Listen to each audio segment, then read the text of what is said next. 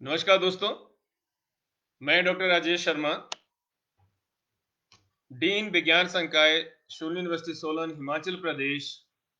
आज आपके समक्ष कुछ बिंदुओं पर विचार साझा करने के लिए उपस्थित हूँ।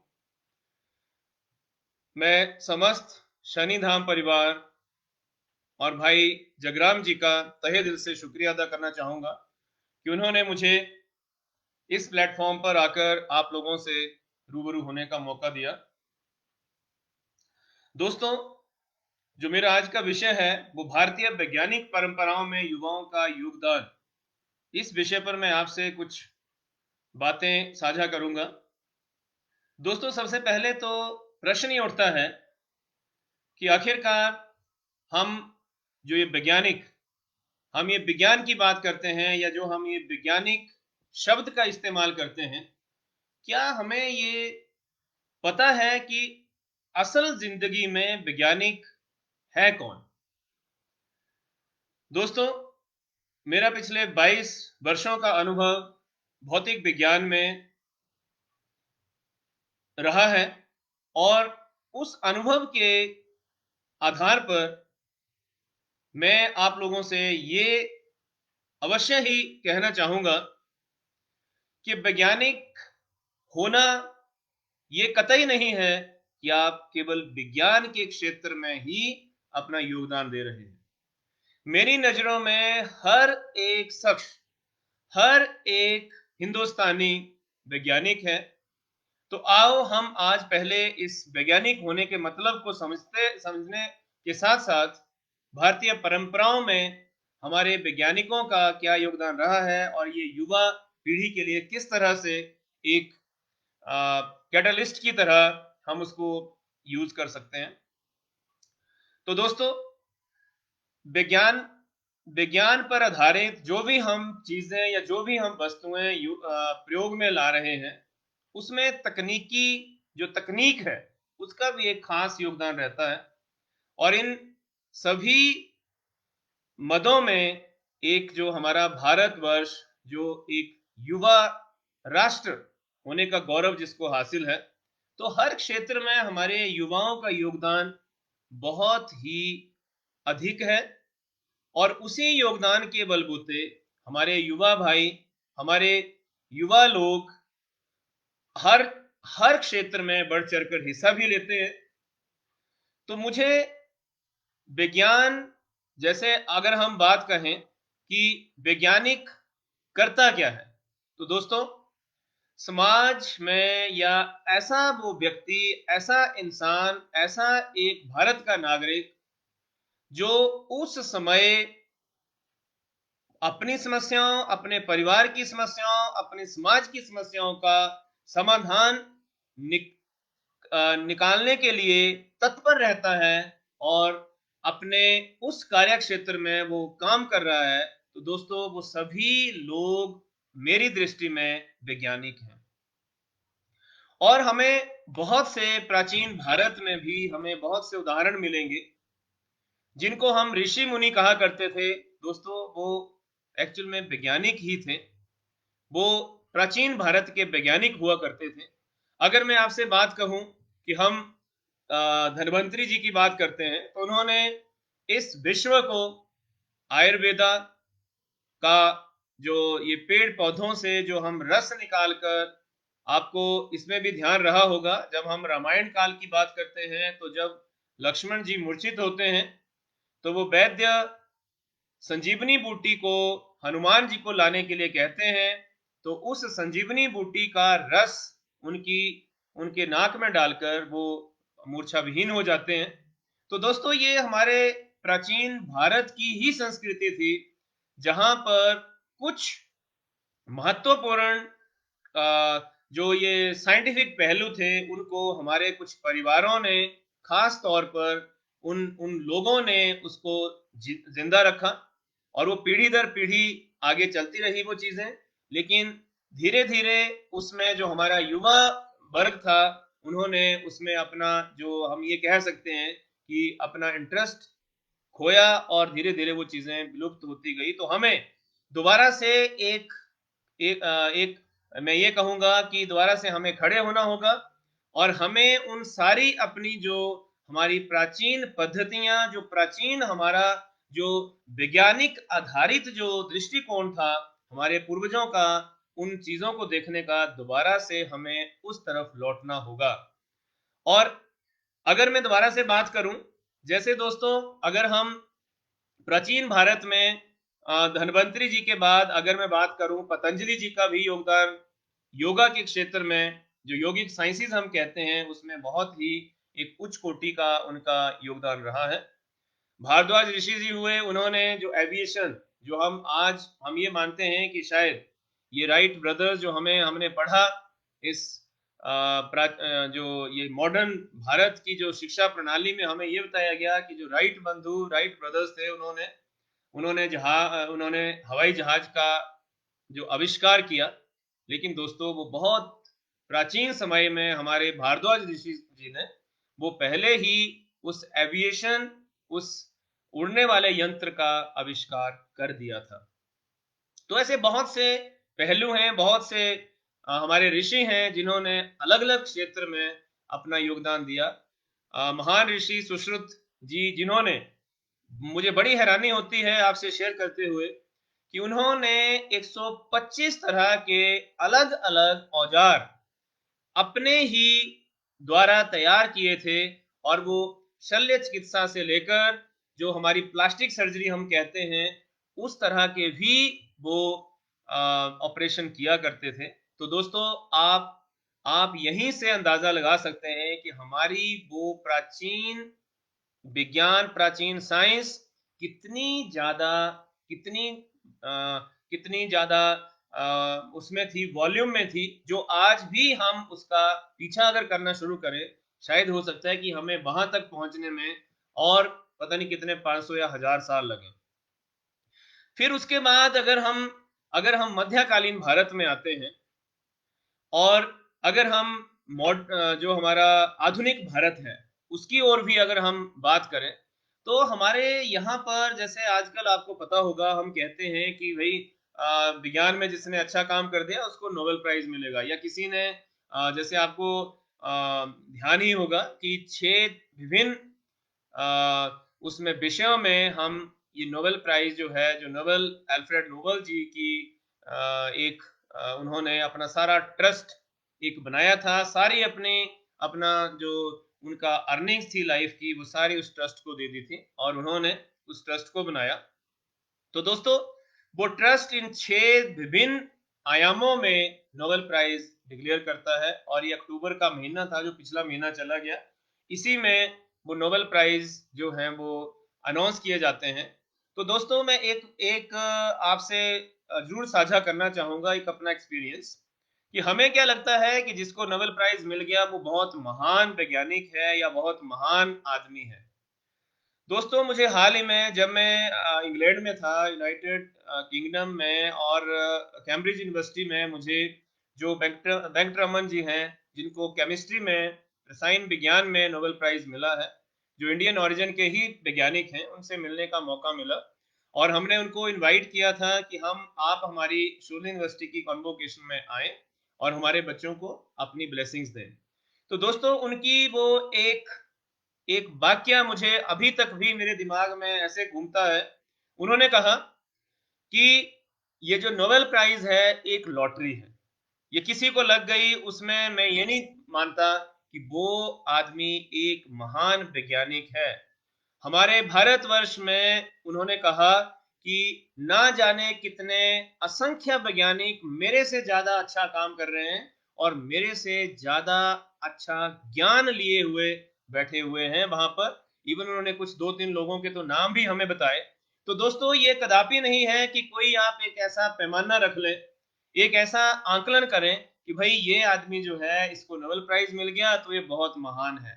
उसके अलावा भी जो इनाम है, उसके अलावा भी हमारे भारतवर्ष में हमारे युवा वैज्ञानिक काम कर रहे हैं और वो हर क्षेत्र में आगे बढ़ रहे हैं।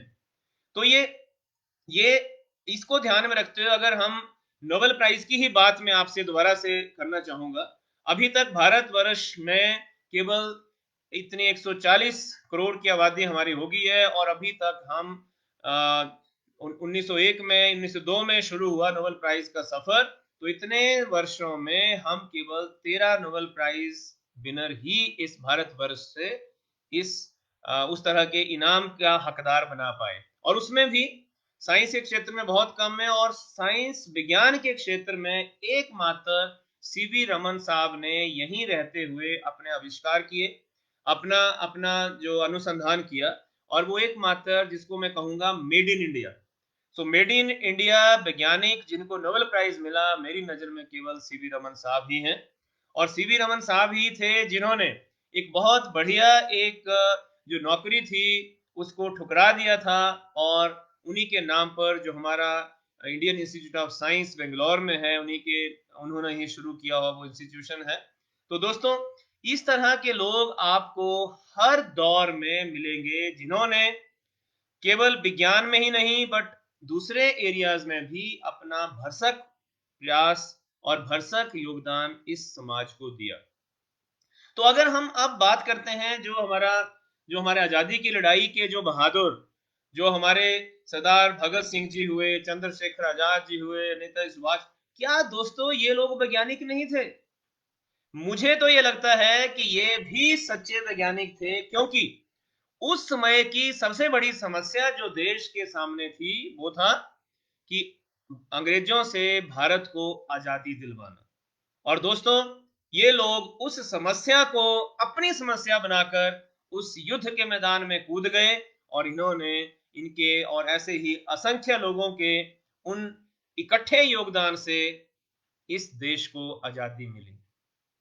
तो तो ये सभी लोग अलग अलग दौर में मेरी नजरों में वैज्ञानिक ही हैं, और हर एक हिंदुस्तानी एक जब जन्म लेता है वो मुझे वैज्ञानिक ही दिखता है। इसी तरह से अगर हम बात करते हैं, आपको पता ही होगा, हम कहते हैं जनरली हर जगह विज्ञान है, हर जगह साइंस है। आप साइंस को केवल फिजिक्स, केमिस्ट्री, बॉटनी, जियोलॉजी और ये एनवायरमेंट साइंस इसी तक सीमित ना समझें। हम कहते हैं इंजीनियरिंग साइंसेज, हम कहते हैं सोशल साइंसेज, हम कहते हैं लीगल साइंसेज, मैनेजमेंट साइंसेज, और ये तभी कहा गया है कि भाई हर जगह आप किसी न किसी समस्या का समाधान करने के लिए आगे बढ़ रहे हैं। तो उस दृष्टि से आप सभी, हम सभी एक वैज्ञानिक दृष्टिकोण लिए हुए, हम सभी छोटे बड़े जिस तरह से भी आकलन किया जाए, हम वैज्ञानिक ही हैं। और जैसे हम बात करते हैं, मैंने आपसे अभी अभी कहा कि सीवी रमन साहब, ऐसे ही हम बात करें आर्यभट्टा साहब, जो अभी हम आपसे रूबरू हो रहे हैं, जो डिजिटल मीडिया। अगर दोस्तों यही चीज अगर मैं आपसे आज से 10 या 15 साल पहले कहता कि भाई ऐसा एक समय आएगा जब हम एक ऐसा ऐसा इंस्ट्रूमेंट होगा, हम दूर बैठे दोस्तों से बात कर सकेंगे, अगर आज से 30 साल पहले लेकर इसको चलते हैं, तो अगर कोई कहता कि भाई ऐसा एक मोबाइल की तरह एक ऐसा इंस्ट्रूमेंट होगा जिससे हम दूर बैठे अपने अपने विदेशों में कहीं भी अपने दोस्तों रिश्तेदारों से बात कर सकेंगे, तो शायद ही कोई मानता। लेकिन आज ये हकीकत है, आज हमारे सामने है। तो ये उन विज्ञान जो मैं कह रहा हूं कि समस्या आई कि कैसे बात की जाए, क्या किया जाए, तो ये समस्या थी। इस समस्या का समाधान में हमारे देश के, हमारे विदेश जो विज्ञान जो जिनको हम वैज्ञानिक कह रहे हैं, उन्होंने इस पर काम करना शुरू किया, और अंत में जाकर हमें एक ऐसा गैजेट, एक ऐसा इंस्ट्रूमेंट मिला जिससे हम आज घर बैठे कहीं भी किसी से भी बात कर सकते हैं। अब तो हम उसमें लाइव जैसे व्हाट्सएप के थ्रू या आप जूम के थ्रू हम एक दूसरे का वीडियो भी देख सकते हैं, शेयर कर सकते हैं। तो देखिए कितना हमने एक इजी गोइंग बना दिया लाइफ को। और इजी गोइंग क्यों बना? क्योंकि कुछ लोगों ने उस क्षेत्र में अपना भरसक योगदान दिया, जो उन्होंने वो ज्ञान एकत्रित किया था, उसको उसको उस समस्या के निवारण के लिए लगा दिया, और अंततः उनको जीत मिली। तो मैं सारा आपसे शेयर करूंगा कि इसका जीत का पैमाना या उसको हम कैसे, ये लोगों को सफलता मिलती है, क्यों स्टीव जॉब्स ने नौकरी छोड़कर ये आईफोन या जो हम माइक्रोसॉफ्ट के इनकी बात करते हैं, या बड़े एग्जाम्पल है हमारे पास यहाँ भारत से हमें बहुत से एग्जाम्पल मिल जाएंगे। जैसे हम रतन टाटा जी की बात करते हैं, उन्होंने एक डूबता हुआ टाटा ग्रुप को एक तरह से बिल्कुल दोबारा से खड़ा कर दिया। और उनके बहुत अच्छे अच्छे कोटेशंस आप देखें तो बहुत अच्छी अच्छी चीजें हमें मिलेंगी। तो ये मैं ये नहीं कह रहा हूं कि इस दौर की ही बातें हैं, ये हमारे सदा प्राचीन भारत, मध्यकालीन भारत और आधुनिक भारत, सब जगह हमें अपना अपने हर उस एक भारतवर्ष भारतवर्षीय उस महानुभाव का योगदान हम हम देख सकते हैं। और अगर मैं आपसे कहूं कि जैसे हम आपने सुना होगा घर का वैद्य या दादी नानी जी के नुस्खे, अरे भाई वो क्या था? वो भी तो एक वैज्ञानिक दृष्टिकोण ही था।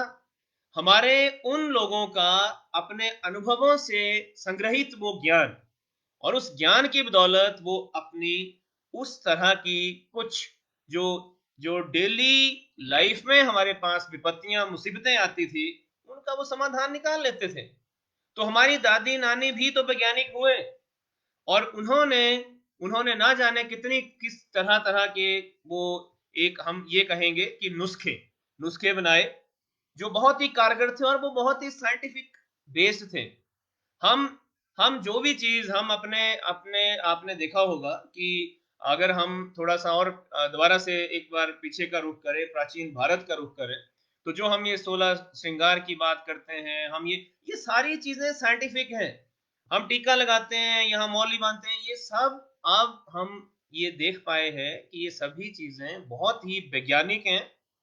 और आप, हमने तो केवल वीडियोस में देखा या इसमें देखा, जो सीरियल आते हैं टेलीविजन में, कि नारद मुनि जी आते हैं, वो ऐसे ऐसे अपना वो बजाते हैं यंत्र और गायब हो जाते हैं। तो दोस्तों, आज भी हमारे वैज्ञानिक, इसको हम ह्यूमन ट्रांसपोर्टेशन कहते हैं, हमारे वैज्ञानिक इस विषय पर भी बहुत ही जोरों से काम में लगे हुए हैं। और शायद आने वाले टाइम में हम वो इस ह्यूमन ट्रांसपोर्टेशन, जो जिसके बदौलत क्या होगा कि एटीएम की तरह मशीनें होंगी, उस एटीएम की तरह की मशीन में हम घुसेंगे, वहां एक कोड होगा हर किसी का, एक जैसे हमारा आधार कार्ड है, आजकल आधार कार्ड की तरह एक कोड मिलेगा, जिसको हम जीन कोड, वो हमारे जीन्स के आधारित होगा, और उस कोड को वहां एंटर करेंगे तो हम डिकम्पोज हो जाएगी सारी बॉडी, और जहां का नंबर आप वहां क्लिक करेंगे वहां प्रकट हो जाएंगे, उस मशीन से निकलेंगे तो रिकम्पोजिशन अगेन हो जाएगी। और उस तरह से हम ये ह्यूमन ट्रांसपोर्टेशन जो हमारे ऋषि मुनि करते थे, शायद अभी पक्का नहीं है भरोसा कि हमारे ये जो आधुनिक वैज्ञानिक कब उस जगह तक पहुंचेंगे, लेकिन बहुत जोरों से रिसर्च, बहुत बहुत तरह की चीजें हैं जो हमारे वो लोग बहुत उसमें दक्ष थे। और आपको ये भी पता होगा, जैसे मैंने अभी आपसे सुश्रुत ऋषि जी की बात कही, इवन उनके पास शल्य चिकित्सा के ऐसे ऐसे उदाहरण मिलते हैं कि ऐसे हाथ कट जाता था, और वो उनके पास कुछ वो आयुर्वेदिक औषधियां हुआ करती थी, या उनके पास कुछ अपने तरीके थे, और उन तरीकों से वो उस कटे हुए हाथ को भी दोबारा जोड़ देते थे। और वो वो जो ऋषि सुश्रुत जी उस टाइम किया करते थे, आज जाकर बच्चों हम वो सफल हुए हैं, आज जाकर दोस्तों हम वो सफल हुए हैं, जिसको हम अंग प्रत्यर्पण कह रहे हैं या प्रत्यारोपण कह रहे हैं। और आज हम इस जो मेडिकल साइंस हमारी है, वो किसी भी जो अंग, उसके उसके प्रत्यारोपण के लिए अभी भी काम कर रही है। जैसे हम हमारे दिमाग का, हार्ट का, तो अभी बहुत काम चला हुआ है हमारे शरीर के ऊपर ही, अगर आप देखें तो ये सब कैसे हो पाया? क्योंकि वो वही हमें एक कहीं से एक सोर्स, हमारा प्राचीन जो हमारा साइंटिफिक, जो हमारा वैज्ञानिक परंपराएं थी, वहां से हम उस ज्ञान को अपनी तरफ आता हुआ देख रहे हैं, और उसी तरह से हम ढालने की कोशिश कर रहे हैं। तो हमारे जो भारतवर्ष के वैज्ञानिक हैं, वो ना केवल भारत में ही बट विदेशों में भी बहुत अच्छा काम कर रहे हैं। कुछ लोग, जैसे अगर मैं बात करूं, अगर हम रसायन रसायन विज्ञान की बात करें, तो जैसे professor C N Rao ji हैं, जो जिनको भारत रत्न मिला था सचिन तेंदुलकर के साथ, तो उन्होंने रसायन विज्ञान में बहुत ज्यादा इतना काम कर लिया है, और इतने इतना वो अनुसंधान कर लिया है कि हो सकता है कि आने वाले समय में भारत से उनको नोबेल प्राइज के लिए नॉमिनेशन हो। ऐसे ही बीके गुप्ता जी हैं, जो इससे उत्तर प्रदेश से आते हैं, उन्होंने भी रसायन विज्ञान में, तो ऐसे बहुत से लोग हैं जो जो स्पेसिफिक एरिया में अपना योगदान इस समाज के लिए अलग अलग तरीके से दे रहे हैं, और वो सब लोग, हम उनको सभी को वैज्ञानिक ही कहेंगे। उसी दृष्टिकोण से हमें उनको देखना होगा। और अगर मैं अब ये बात कहूं कि जैसे ये लोग जो जो जिनको सफलता मिलती है, तो दोस्तों उसमें आप लोग सभी मुझसे सहमत होंगे कि उसमें बड़ा एक सिंपल सा फंडामेंटल प्रिंसिपल है, जिसको मैं अपने अपने शब्दों में ओआरपीएस थ्योरी कहता हूँ। मैं एक भौतिक विज्ञान, एक फिजिक्स का छात्र हूँ, और फिजिक्स को मैंने जिया है अपने जीवन में। तो मुझे ये लगता है कि जो थियरीज, जो प्रिंसिपल, जो रूल्स हैं, बहुत इंपॉर्टेंट हैं लाइफ को आगे चलाने के लिए, और हमें उनको किसी समय हमें लगता है कि हम इनको छोड़ दें, लेकिन हमें उनको छोड़कर, जैसे हम ये कहेंगे कि शायद एक अगर आपको कुछ कुछ योगदान की तरफ आप बढ़ रहे हैं, तो शायद वो आपका बीच में रुक जाए। हमें उन रूल्स, उन प्रिंसिपल्स, उन उन थ्योरीज को नहीं भुला सकते हम। तो जो जो मैं ओआरपीएस थ्योरी की बात कर रहा हूँ, इसमें ओ से अपॉर्चुनिटी, कि हमेशा आपको मौके मिलते हैं, चाहे वो लाइफ है, चाहे आपका अपना कार्य क्षेत्र है, चाहे, और यही चीजें उन वैज्ञानिकों के साथ हुई, वही चीजें वो हमारी दादी नानियों के साथ हुई, क्योंकि बच्चे को दर्द लगी पेट में, उन्होंने देखा कि क्या करें, अजवाइन का काढ़ा पिलाते हैं, तो वो एक रूल बन गया कि पेट में दर्द होगी तो उसको अजवाइन का पानी पिलाइए काढ़ कर, और उसके पेट दर्द गायब हो जाएगी। ऐसे उन्होंने कुछ नुस्खे बना लिए। तो ये कैसे बने? वही कि उनको वहां पर एक मौका मिला, और उस मौके को उन्होंने, अगला होता है ओआरपीएस, रिस्पॉन्सिबिलिटी, उत्तरदायित्व, उन्होंने समझा कि यस, ये मेरा बच्चा है, मुझे इसके पेट की दर्द को ठीक करना है किसी भी तरह से। उस टाइम इतने इतने वो मेडिकल साइंस उतने नहीं थी, रूरल एरियाज में पहुंची हुई, तो उनको, उनके पास कोई और तरीका नहीं था। तो उस तरह से ये चीजें जनरेट होती गई। जो हमारा प्राचीन परंपराएं वैज्ञानिक थी, वैज्ञानिक दृष्टिकोण से हमें उनको देखना होगा। और फिर उसके बाद आता है प्रैक्टिस, जिसको हम कहते हैं हार्ड वर्क। तो आपने कोई भी आदमी जिसको हम कहते हैं कि इसको सफलता मिली है, वो, उसको अवश्य ही लाइफ में मौका मिला, उसने उसको अपना उत्तरदायित्व समझा कि मुझे इस मौके को भुनाना है, और इसको उत्तरदायित्व लेकर हम आजकल आजकल हम हार्ड वर्क नहीं कहते, हम कहते हैं स्मार्ट वर्क। तो उन्होंने आजकल के टाइम में हमें स्मार्ट वर्क करना होगा, हार्ड वर्क पहले कहा करते थे, और उस स्मार्ट वर्क करने के उपरांत सफलता अवश्य ही हमें मिलेगी। और दोस्तों, कि वैज्ञानिक दृष्टिकोण से, इवन हम आज तक इस सफलता रूपी, इस जो एक वस्तु है, या एक मैं ये कहूंगा क्वांटिटी है, इसका कोई यूनिट नहीं है, हम इसको माप नहीं सकते कि भाई कितना सफलता, कि ये कोई भी, हम किसी को भी ले लें कि भाई फलाने आदमी को इतनी सफलता मिल गई है। क्यों? क्योंकि सफलता का आंकलन नहीं किया जा सकता। हो सकता है किसी को घर में बैठा है बेचारा, उसके पास कोई किसी तरह की जो मूलभूत सुविधाएं हैं वो नहीं है, पर वो बहुत खुश है, और वो अपना जीवन यापन कर रहा है। कई आपको ऐसे दोस्तों भारतवर्ष में उदाहरण मिलेंगे, जहां पर कुछ लोगों ने, इवन जो हम टॉप लेवल सिविल सर्विसेज की इनकी बात करते हैं, सिविल सर्वेंट्स की बात करते हैं, उन्होंने अपनी वो एक हाई प्रोफाइल नौकरियां छोड़कर एक सिंपल लाइफ में चले गए, और वहां जाकर सब जो हमारा मटेरियल वर्ल्ड है, जो हम ये चाहते हैं कि जी गाड़ी है, फलाना है, समथिंग, सब छोड़ दिया, और वो खुश है। तो उनकी सफलता का आंकलन, हम जब वो वहां उस ब्यूरोक्रेसी में या वहां थे वो लोग, वहां उनका सफलता का पैमाना अलग था, लेकिन अब उनकी सफलता का पैमाना बदल चुका है, और इसलिए हम इस सफलता को कभी भी ढंग से हम डिफाइन नहीं कर पाए हैं कि भाई किस तरह की या कितने लेवल की ये हो सकती है, इसके क्या यूनिट है, कैसे मेजर किया जाए। और उस सफलता को पाने के लिए एक हम कहते हैं कि जैसे मैं कहूंगा पढ़ाई, पढ़ाई का इतना योगदान नहीं है जितना कि ज्ञान का है। हमें यह भी समझना होगा, जो मैंने लोग आपसे आज डिस्कस किए, जो वैज्ञानिकों का दृष्टिकोण था, तो उन्होंने, एजुकेशन तो हर कोई ले सकता है।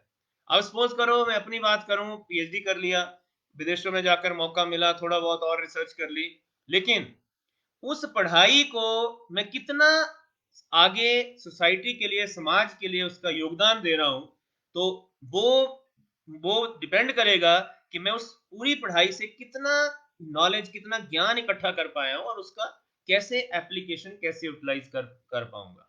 तो वो मैं आपसे अभी थोड़ी देर बाद वो भी शेयर करूंगा कि हम अपने मैं अपने छात्रों के साथ, अपने रिसर्च स्कॉलर्स के साथ क्या क्या हम प्रयोग कर रहे हैं और किस तरह से सोसाइटी को बहुत ही हेल्पफुल हो सकते हैं। तो दोस्तों, ये शिक्षा और ज्ञान, एजुकेशन, पढ़ाई और ज्ञान, ये दोनों अलग अलग चीजें हैं। हम कभी कभी इसमें कंफ्यूज हो जाते हैं कि बहुत बड़ा पढ़ा लिखा आदमी है तो ये बहुत ज्ञानी होगा। नहीं, बिल्कुल नहीं। पढ़ा लिखा इंसान भी अज्ञानी हो सकता है। बहुत बड़ा मैं ये आपसे एक बिंदु साझा कर रहा हूं। पढ़ा लिखा इंसान भी अज्ञानी हो सकता है और एक अनपढ़ व्यक्ति भी ज्ञानी हो सकता है। तो ये पैमाना हमारी लाइफ का हमने दूसरों की आंखों से देखना शुरू कर दिया है। तो मैं जितने भी आपसे वैज्ञानिकों का उदाहरण दिए दोस्तों, हम आज मैं भौतिक विज्ञान में एक वैज्ञानिक अगर मैं के रूप में अपने आप को देखता हूं, तो हमें तो हमेशा ये दिखता है कि भाई मेरे स्टूडेंट ने ये काम करना है, उसको लैब चाहिए, उसको प्रयोगशाला चाहिए, उसको प्रयोग करना होगा। दोस्तों, क्या जो मैंने ये बात कही आपसे, ऋषि भारद्वाज हुए या ये पतंजलि ऋषि, इन्होंने कोई प्रयोगशाला थी इनकी? कोई प्रयोगशाला नहीं थी। इन्होंने सारे वो प्रयोग अपने शरीर पर किए, उनकी प्रयोगशाला खुद इनका शरीर था और इन्होंने वही वो कैलकुलेशंस माइंड में की, ब्रेन में की और उन्हीं कैलकुलेशंस के बेस पर इन्होंने कुछ प्रिंसिपल्स बनाए, कुछ लॉ बनाए, कुछ थ्योरीज बनाई और आज हम उन्हीं थ्योरीज को फॉलो कर रहे हैं। तो ये एक लाइफ का, ये एक जीवन का अलग पहलू है जहां पर हम अपने अनुभवों से जरूर सीखते हैं और वो अनुभव जो है हमें कभी भी, आप ये नहीं कह सकते कि हमें ये आदमी असफल हो गया तो वो उसका, मैं तो उल्टा ये कहूंगा कि हमारे अनुभवों में मैक्सिमम जो इजाफा होता है वो असफलताओं के कारण होता है। अगर हम असफल हुए, हमारा अनुभव बड़ा बढ़ जाएगा कि हमारे पास अनुभव तो हो गया कि भाई इस तरह से गिर जाते हैं, ऐसे मत चलो।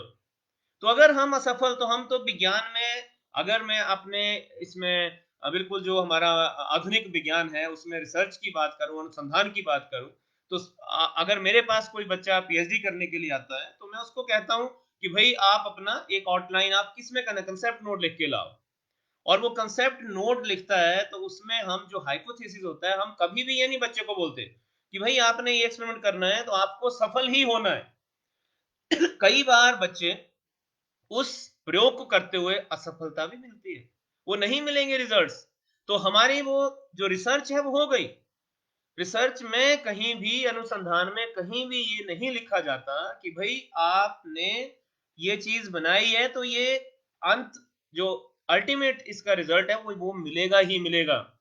तो दोस्तों, अगर ये विज्ञान ये कह रहा है, तो मैंने तो पहले ही आपसे साझा किया था कि हम सभी दूसरे जो विज्ञान, जो जिनको हमने टैग लगाया हुआ है कि ये विज्ञान के विषय हैं, उनके अलावा जो दूसरे विषय हैं वो सभी लोग वैज्ञानिक हैं।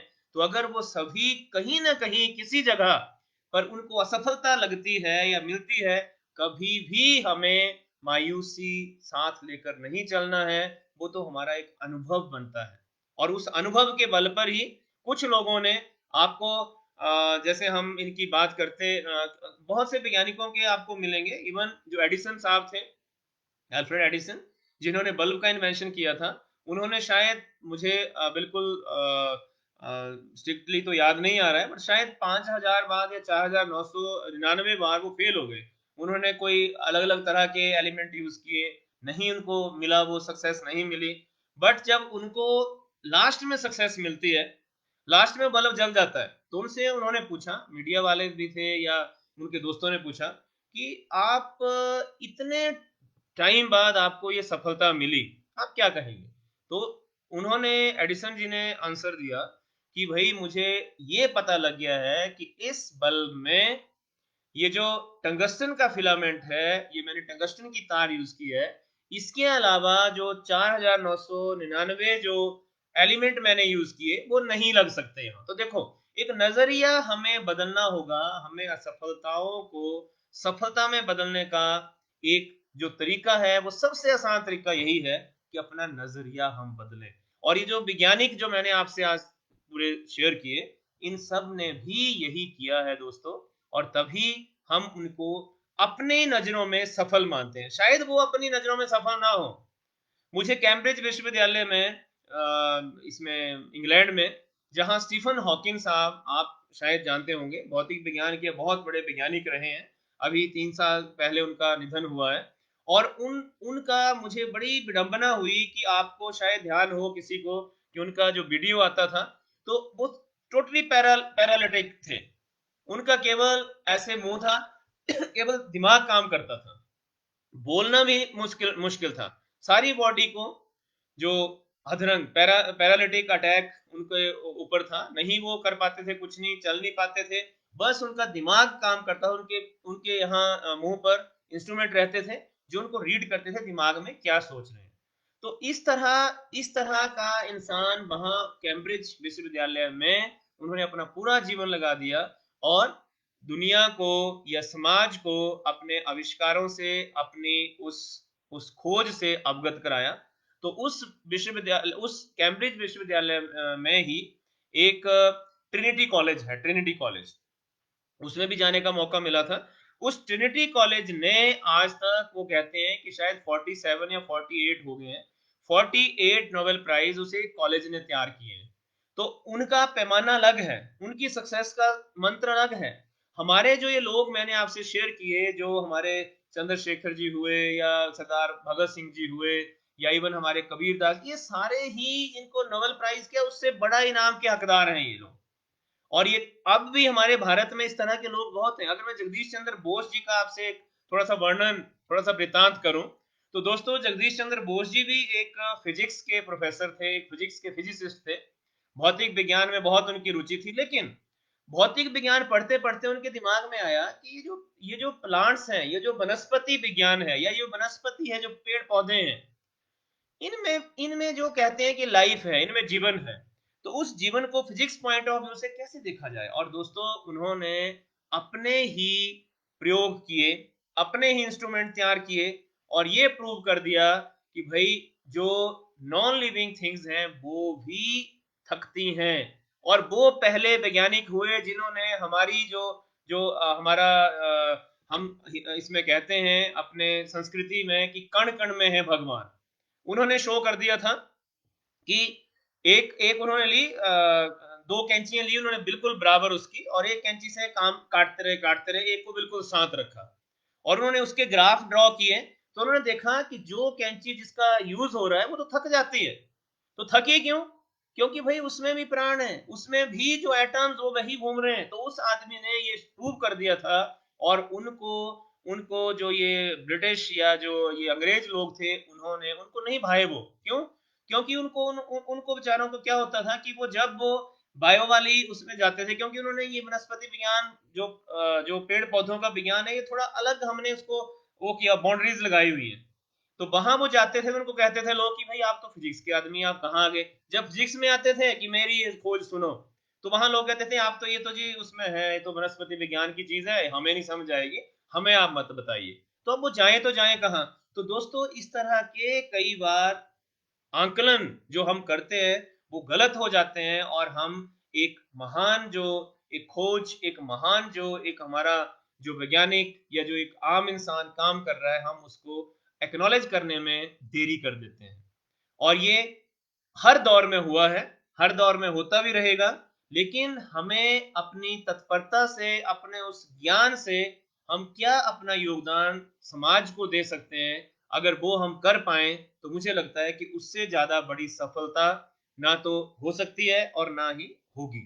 तो युवा वर्ग के कंधों पर नो डाउट बहुत बड़ी जिम्मेदारियां हैं, और जिम्मेदारी रहेगी भी। क्यों? क्योंकि जैसे अगर मैं आपसे ये अगर शेयर करूं कि आज से अगर हम 60 साल पहले या 50 साल पहले की बात करें, तो कीजिए कभी भी आप एक डिफरेंट एज ग्रुप या जनरेशन गैप के लोगों का कंपैरिजन नहीं कर सकते। आजकल का युवा, अगर हम कहते हैं कि जी आजकल का युवा तो ना बात मानता है, ना कुछ नहीं करता है, फोनों पर लगा रहता है, अरे भाई उसके ऊपर अलग तरह के प्रेशर्स हैं। हमारे टाइम में अलग थे, हमारे से जो बड़े लोग हैं उनके उनके लाइफ में अलग तरह के प्रेशर्स थे। तो हम उसको कंपेयर नहीं कर सकते कि भाई हमने ऐसा किया और आप भी ऐसा करिए। तो उनका जो विचार, जो आइडियाज हैं, वो डेफिनेटली जब हम युवा होते हैं तो युवा दिमाग में बहुत अच्छे-अच्छे आइडियाज़ आते हैं, पर हमारी जो ये शिक्षा पद्धति थी, हम उसमें उसको रोक देते थे।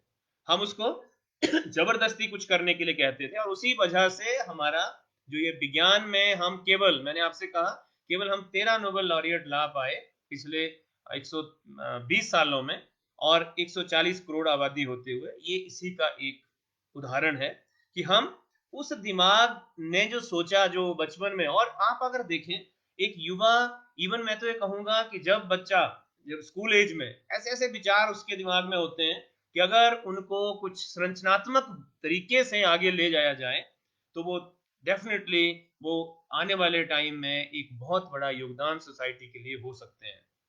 एक छोटा-सा मैं आपसे और एक उदाहरण शेयर करूँगा कि एक एक बार की कहीं कहानी मुझे ध्यान आ रही है कि एक बच्चा, सारे अध्यापक जो थे वो शिकायत कर रहे थे कि जी ये बच्चा क्लास में आता नहीं है, पढ़ता नहीं है, फलाना नहीं करता और एक नए अध्यापक आए, तो उनको वो उसके बारे में ब्रीफ कर रहे हैं कि जी आपकी क्लास में जो फलाना लड़का है, वो तो बहुत ही एक जैसे कहते हैं ना कि उसका लेवल ही नहीं है, ये वो नहीं पढ़ सकता। और तो वो कहते हैं कि वो उस अध्यापक का उस बच्चे के लिए थोड़ा-सा रुझान बढ़ा कि भाई क्यों नहीं पढ़ता, उसका आपको कारण पता है? तो किसी ने भी कारण बताने से मना कर, बोले जी उसका मन नहीं लगता क्लास में, वो बैठा रहता है, कुछ पूछो तो होता ही नहीं है क्लास में। तो जब उनकी क्लास आई तो वो कहते हैं कि मैंने देखा कि वो बच्चा कहाँ है, मैंने नाम बोला तो वो बच्चा नहीं था उनकी क्लास में। वो जहाँ पानी पीने का स्कूल में जगह होती है, वहाँ बैठा हुआ था। उन्होंने दूसरे बच्चे को भेजा कि ढूँढो उसको, तो उन्होंने देखा कि वो पानी जहाँ नलका है उसके साथ में, उसके आस-पास वहाँ बैठा हुआ है और कुछ चीज़ देख रहा है बड़े ध्यान से। तो वो दो एक बच्चा उसको देख कर आ गया। उन्होंने उन अध्यापक को बता दिया कि जी वो वहाँ पानी की उसमें बैठा हुआ है। तो उन्होंने दूसरा बच्चा भेजा कि उसको बुला कर लाओ, और वो बच्चा आ गया, उसको साथ में लेकर। और उन्होंने, वो कहते हैं कि उन्होंने, उन अध्यापक ने उस बच्चे से पूछा कि बेटे आप वहाँ क्या कर रहे थे? यहाँ मैं पढ़ाने के लिए आपकी क्लास लग रही है और आप वहाँ बैठकर आप क्या कर रहे थे? तो दोस्तों, वो बच्चा आंसर देता है। आप देखिए एक एक एक बहुत ही यंग माइंड, एक यंग ब्रेन, वो क्या सोचता है। तो वो बच्चा कहता है कि सर, गुरुजी, मैंने यहाँ एक नलके के पास एक छिपकली थी, मैंने उस छिपकली को हटाने की कोशिश की, तो उसकी पूंछ टूट कर नीचे गिर गई। और मेरी दादी कहती है कि छिपकली बेटे ऐसी चीज है कि उसकी पूंछ टूट जाए तो दोबारा आ जाती है उसको, और वो दोबारा से। तो मैं ये देख रहा था कि ये छिपकली की पूंछ कब आएगी और कितनी जल्दी आएगी, और अगर ये छिपकली की पूंछ आ सकती है तो मेरे डैडी की भी, मेरे पापा की भी 2 उँगलियाँ, उस जो आरा होता है घास काटने वाला, उसमें मेरे डैडी की 2 उँगलियाँ कट गई हैं। तो मैं ये देख रहा था कि ये जो छिपकली की पूंछ कैसे आती है, क्या मेरे डैडी की उँगलियाँ नहीं आ सकती? तो आप दोस्तों विचार देखिए, आइडिया देखिए कि उस बच्चे के कहाँ रिलेट कर रहा है, अपने घर से, अपने अपनी जो घर की प्रॉब्लम है उसमें वो विज्ञान लगा रहा है, कहाँ से? नेचर से लेकर। और यही सच्चा एक वैज्ञानिक बनने का रास्ता है कि हम वहीं से चीज लें, वहीं पर बनाएं और वहीं यूज करें। और ये हमारे पुराने, जो हमारी प्राचीन परंपराएं, वो ऐसी ही हुआ करती थी। हम हर चीज, आपने देखा होगा कि हमारे घर जो ऋषि मुनि थे वो तो कुटिया कुटिया हम कहते हैं उसको, और उसमें रहा करते थे। तो वो उन उस कुटिया को वहीं जंगल से लकड़ियां, पत्थर, मिट्टी लेकर वहीं का बनाते थे। लेकिन दोस्तों हम उस उन परंपराओं को भूल गए हैं, हम उन प्राचीन परंपराओं को भूल गए हैं। और हमने क्या किया, हमारे यहाँ नहीं होता। हम अब जैसे जहां मैं बैठा हूँ, ये सारी सीमेंट, रेत, कंक्रीट और लोहे की दीवार है, सरिये पड़े हैं इसमें, और इनमें से एक भी चीज यहाँ नहीं होती है। तो मुझे सरिया लाना पड़ेगा, सीमेंट लाना पड़ेगा। हो सकता है हिमाचल में थोड़ा सीमेंट होता हो, लेकिन पत्थर, ये सारी चीजें अलग अलग जगह से ढोकर लानी पड़ी और यहाँ रख दी। उससे क्या हुआ, मैंने जो एक एज ए, एक जैसे मैंने दोबारा से कहा कि अगर फिर मुझे, मैं ये नहीं कहूँगा कि मुझे ज्ञान है। क्यों? क्योंकि मैंने नेचर के अगेंस्ट, उस एनवायरनमेंट के अगेंस्ट काम किया। जो चीज यहाँ नहीं होती है उसको लाया कहीं से, उसको यूज करना शुरू करा। हम टेक्नोलॉजी, जो तकनीक है, हम तकनीक को लें जरूर, उसको यूज करें, बट वहां हम जो इंग्रेडिएंट है वो अपने रखें। तब हम, जो चाहता है हमारा देश, जो मेक इन इंडिया, जो हम स्टार्टअप की स्कीमें लेकर आई है ये वर्तमान सरकार, तो बहुत ही अच्छा एक युवाओं के पास मौका है कि आगे बढ़ें और अपना वैज्ञानिक दृष्टिकोण दिखाते हुए इस देश की जो ज़रूरतें हैं, जो समस्याएं हैं, उनके निपटान के लिए, उनके निवारण के लिए वो अपना वो ज्ञान उस तरीके से लगा पाएं। तो ये स्कीमें हमें इनका पता भी होना चाहिए और हमें ज़्यादा से ज़्यादा ये लोगों को बतानी भी चाहिए कि भाई ये मेक इन इंडिया और स्टार्टअप जो है ये युवाओं के लिए खास तरह से बनाए गए प्रोग्राम हैं। और दोस्तों अगर अगर मैं आपको एक और बिंदु यहाँ आपसे शेयर करना चाहूँगा, जो ये सारा हमारा आज का जो डिस्कशन रहा, तो मैंने आपको प्राचीन भारत से लेकर आधुनिक भारत तक का विज्ञान के बारे में आपसे चर्चा की। तो मैं थोड़ा-सा अपने बारे में जो हम अपने विश्वविद्यालय में मैं क्या कर रहा हूँ, हमने दोस्तों मैंने क्रैनफील्ड यूनिवर्सिटी इंग्लैंड में उनके साथ मिलकर एक ऐसा यंत्र, एक ऐसा इंस्ट्रूमेंट हमने बनाया है जो एसेंशियल ऑयल होता है, जो जैसे हम लेमन ग्रास से निकालते हैं, लेवेंडर से निकालते हैं या गुलाब जल निकालते हैं, ये सारी चीज़ जो हम पत्ते से बीजों से तेल निकालने वाली तो बहुत सिंपल मशीन है। लेकिन पत्तों से वो जो तेल निकालना है और वो बहुत ही उसकी कीमत है इंटरनेशनल इसमें बाज़ार में और अंतर्राष्ट्रीय बाज़ार में वो लगभग ₹5000 से लेकर ₹50,000 तक लीटर भी मिलता है। और ये जो पौधे हैं, ये जो प्लांट्स हैं, ये सारे इनको हम कहते हैं एरोमेटिक प्लांट्स। और इन एरोमेटिक प्लांट्स को ना तो पशु खाते हैं, ना तो बंदरों से कोई खतरा, ना कुछ नहीं। तो इनको किसान जो है कहीं भी बीज सकता है, क्योंकि अभी हो क्या रहा है कि कई जगह बहुत इनका जंगली जानवरों का या इनका आतंक आ गया है। तो कुछ जगह हम वो चीजें वो इनको हम कैश क्रॉप से भी ऊपर रख सकते हैं और उनका एसेंशियल ऑयल निकाल कर अगर हम वो उन किसानों को उस मशीन को अभी मैंने एक इससे हिमाचल सरकार से भी उसका प्रोजेक्ट प्रपोजल भेजा है। तो शायद हो सकता है कि आने वाले समय में हम हिमाचल के किसानों को वो मशीन दें और वो अगर ज़्यादा अच्छी उसमें किसानों की जो हम ये कहेंगे कि उनकी आय बढ़ेगी, तो हो सकता है कि हम उसकी इंडस्ट्री या उसका उद्योग भी लगाएँ और उसके लिए भी एक जो कंपनी है हिमसौर प्राइवेट लिमिटेड के नाम से हमने बनाई हुई है। तो हम चाहते हैं कि जल्दी से जल्दी हम हमारा जो ज्ञान जो हमारे पास है या हमने जो कुछ इंस्ट्रूमेंटेशन कुछ बनाया है टेक्नोलॉजी को सीखकर, तो वो यहीं से बनाकर यहीं के लोगों को उसको हम ग्रास रूट लेवल में उसको यूज़ करने के लिए दें और उसको जो उसमें चेंजेस हैं, बदलाव हैं, मॉडिफ़िकेशंस हैं, वो उसके तहत फिर जो हम फीडबैक लेंगे उन किसानों से, उसके तहत की जाती है और यही यही एक असली उस ज्ञान का जो मैं कह रहा था आपसे कि असली प्रयोग ही ये है, कि हम उसको धरातल तक लेकर जाएँ। तो ये सब मेरे पास अभी जैसे जो हमारे रिसर्च स्कॉलर्स हैं, हमने प्रधानमंत्री एक चैलेंज आया था, उसमें भी एक ऐसा चूल्हा का वो दिया था, तो वो 3rd स्टेज में जाकर वहाँ पर वो डिक्लाइन हुआ, वो था। अभी मैं उसको दोबारा से भेजूँगा। तो वो भी एक ऐसा चूल्हा था जो सोलर एनर्जी से हम उसको चला रहे थे और वो 24 घंटे चलेगा। उसमें हमने वो चार्जिंग जैसे बैटरी होती है, वो सोलर एनर्जी से चार्ज हो रहा है और वो चार्जिंग स्टेशन वो उसी में शामिल था। तो वो 5-6 हज़ार का हमने कॉस्ट उसमें बताई थी और उसमें शायद अनुदान के बाद वो और कम पड़ता, पर वो अभी वहाँ पर तीसरे फेज़ में जाकर उसके बाद नहीं आगे जा पाया वो प्रोजेक्ट। तो ये सब हम यहाँ कर रहे हैं और ये जो मैं उसके अलावा ये एक जैसे पेटेंट्स आप लोग जानते होंगे और उन पेटेंट्स में से ही ये एक पेटेंट है जो हमें ग्रांट हो चुका है कि हम ये मशीन बना सकते हैं।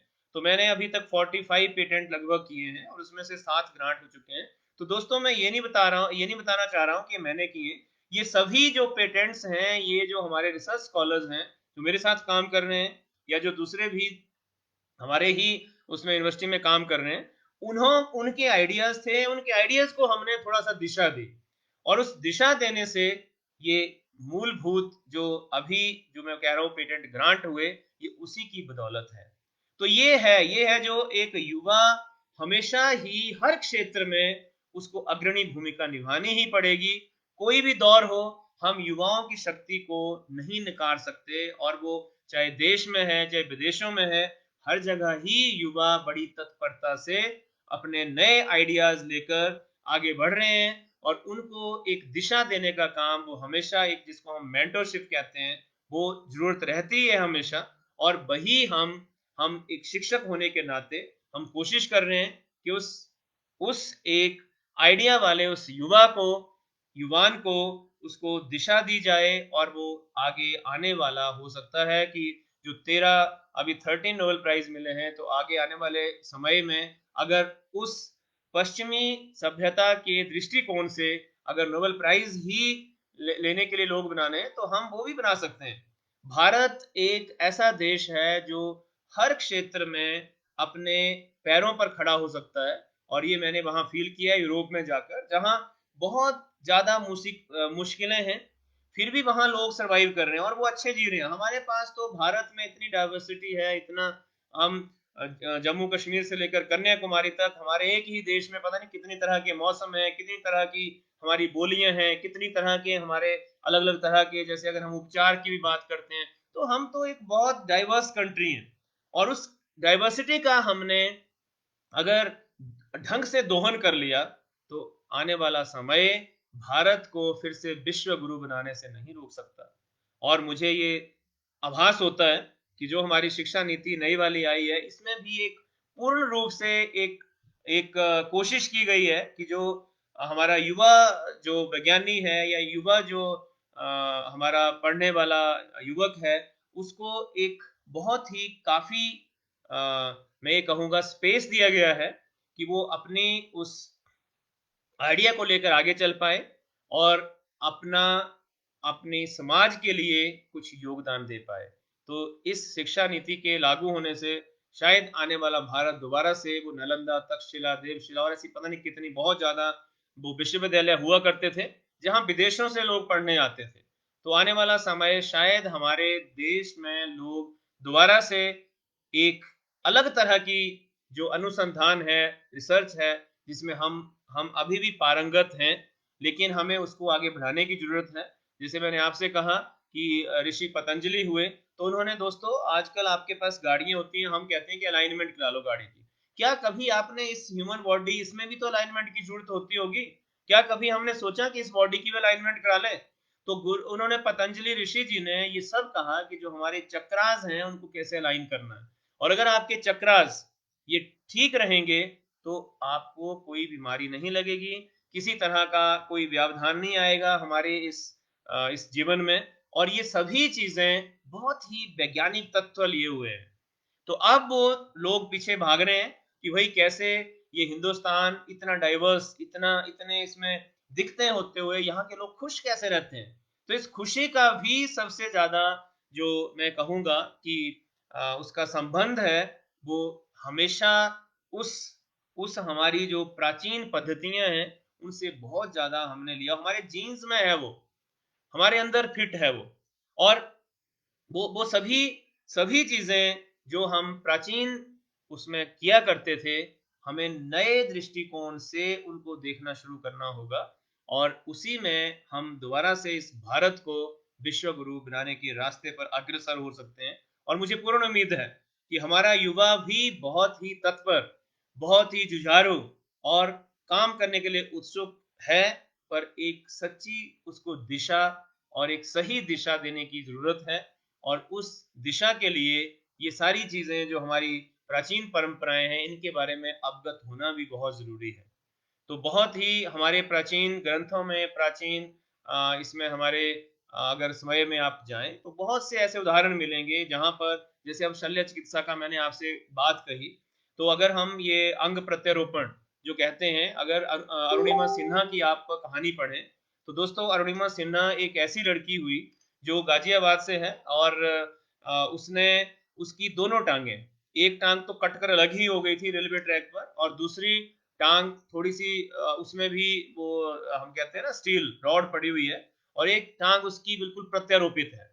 तो ये भी मेडिकल साइंस का ही एक अनूठा, मैं कहूंगा, प्रयोग है कि उस लड़की को एक एक नकली, दोनों ही आप ये कह सकते हैं, दोनों ही उसकी वो प्रत्यारोपित टांगे हैं, नकली टांगे हैं, और उस लड़की ने माउंट एवरेस्ट को फतेह किया। उसके बाद जो 7 हाईएस्ट पीक्स हैं वर्ल्ड की, उनको भी वो फतेह करने वाली एकमात्र महिला बनी है। और हमें गर्व होना चाहिए कि ऐसी-ऐसी विभूतियाँ हमारे भारतवर्ष में हैं और उस लड़की से प्रेरणा का एक मैं ये कहता हूँ कि वो प्रेरणा का स्रोत है, ना कि एक एक अवयव है। वो प्रेरणा का स्रोत है कि कैसे एक एक हम कहते हैं ना हैंडीकैप, तो उस लड़की के अगर आप आज यूट्यूब में देखें, अरुणिमा सिन्हा का झूठ देखिएगा, उस लड़की ने इतनी वो तकलीफ़ें सहने के बाद ये प्रूव कर दिया कि हम कहते हैं ना हैंडीकैप, हम हैंडीकैप शरीर से नहीं होते हैं, यहाँ से होते हैं, दिमाग से। तो उस लड़के ने ये प्रूव कर दिया कि हमें ये दिमागी जो हैंडीकैपनेस है, इसको हटाना होगा और शारीरिक रूप से हम कोई विकलांग नहीं है, कोई भी हैंडीकैप नहीं है, कोई भी कुछ भी अचीव कर सकता है और यही हमारा प्राचीन भारत से लेकर इस आधुनिक भारत तक हमारे लोगों ने, हमारे युवाओं ने, हमारे वैज्ञानिकों ने, हमारे ऋषियों ने, हमारे खिलाड़ियों ने, हमारे हर क्षेत्र में लोग आगे बढ़े हैं और उन्होंने जिसको हम किसी उसमें अंदाज में या अपने उसमें कहें तो सफलता हासिल की है और ये बहुत ही मैं कहूँगा कि एक सिस्टमैटिक जिसको हम कहते हैं ना कि लगातार चलने वाली प्रोसेस है, जिसको हम नहीं नकार सकते और इसी में रहते हुए हमें उन्हीं हालातों में, उन्हीं इंग्रीडिएंट्स के साथ हम कुछ नया बना सकते हैं। तो दोस्तों, भारतीय वैज्ञानिक जो हमारी प्राचीन परंपराएं हैं, वो उस टाइम जितनी जीवंत थी, हमें दोबारा से उनको नए सिरे से नई टेक्नोलॉजी या नई तकनीक से हमें उनको दोबारा से एक तरह से प्रॉपर दोहन करने की ज़रूरत है और वो मुझे उम्मीद है कि हमारा युवा जो है, हमारे जो युवा वैज्ञानिक हैं, जो हमारा युवा है, वो ये सोच लेकर आगे जाए कि हमारे भारतवर्ष में प्राचीन समय में ऐसी-ऐसी विद्याएँ, ऐसी-ऐसी चीज़ें थी, उनको दोबारा से मैं कहूँगा निर्माण या अलग तरीके से साइंटिफिक वे से जाकर उनको रिसर्च की ज़रूरत है, तभी हम उसको रिसर्च कहते हैं। हम डिस्कवरीज़ नहीं कर रहे हैं, हम खोज नहीं कर रहे हैं कोई नई, हम उसी दोबारा से उन चीज़ों को रिसर्च कर रहे हैं, दोबारा से सर्च कर रहे हैं। तो इसी के साथ मैं आज का ये व्याख्यान ख़त्म करने की इजाज़त चाहूँगा। मुझे उम्मीद है कि अगर आपके कुछ तरह के कोई क्वेश्चन्स हों, तो हम उम्मीद करते हैं कि हम आने वाले टाइम में दोबारा से जुड़ें और जो भी हम आपस में इस ज्ञान के समुद्र में जो कुछ हम आपस में शेयर कर सकते हैं, वो हमें करना चाहिए क्योंकि जो हमें दोबारा से वही व्हील नहीं इन्वेंट करना है। जो पहले हो चुका है, तो हमें उससे आगे बढ़ना है और उसको आगे बढ़ने का सबसे अच्छा तरीका यही है कि हमें अपनी प्राचीन उन वैज्ञानिक परंपराओं का पता हो, तो हम उनको तो इसलिए उसको समझना हमेशा ही ज़रूरी था और रहेगा। धन्यवाद दोस्तों।